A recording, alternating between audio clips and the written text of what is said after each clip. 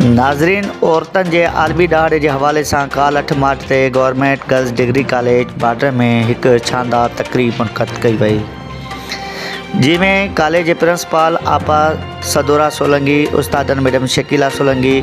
Madam Shirin Abro, sir Mohammad Jafar Butt, sir Syed Gulzar Ali Shah और बेन समेत शागिर्दन वडे अंग में शिरकत कई।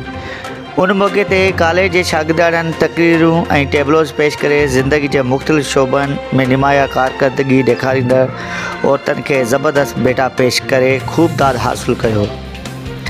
तकरीब के खिताब कंदे कॉलेज के प्रिंसिपल आपा सदोरा सोलंकी चयो त औरतन के मुआशरे में आला मुक़ाम और हक़ ॾियारण लाइ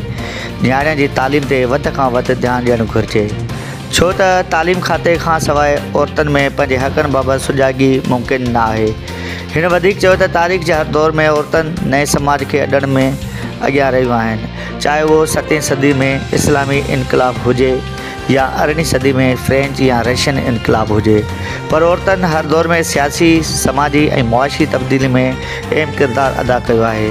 उन मौके ते खिताब कंदे उस्ताद मैडम शकीला सोलंकी, मैडम शीरीन अबड़ो,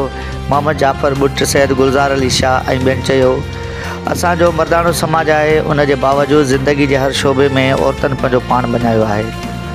और मर्द से कुलो कुल में मिलाए बीठल आहिनि, पर उन बावजूद अॼु जी तरक्की याफ़्ता दौर में भी असां वटि औरत मुख़्तलिफ़ महरूमियत जो शिकार है, जहिड़ो कि हिरासा करण, तालीम के ज़ेवर का महरूम रखण, कारोकारी, औरतन के कबीलाई तकरारन में संग चटी तौर ॾियण समेत ॿियनि नाइंसाफ़ियुनि के मुंहुं ॾिए रहियूं आहिनि। 8 मार्च औरतन जो ॾहाड़ो मल्हाइण जो मक़सदु औरतन सां थींदड़ जिनसी, सनफ़ी, मुआशी और ॿियनि नाइंसाफ़ियुनि ख़िलाफ़ आवाज़ उथारण है। तकरीब के इख्तिताम में तकरीरूं और टेबलोज बेहतर कारकर्दगी ते पोजीशन माणींदड़ शागिर्दन रूसा लाखे, तशबीह हिसबानी, इकरा बिरोही, ज़ैनब और सानिया गोपां के इनाम पिणु ॾिना विया। रिपोर्ट वाइस सिंधी, सिंध सचल न्यूज़ बाडर।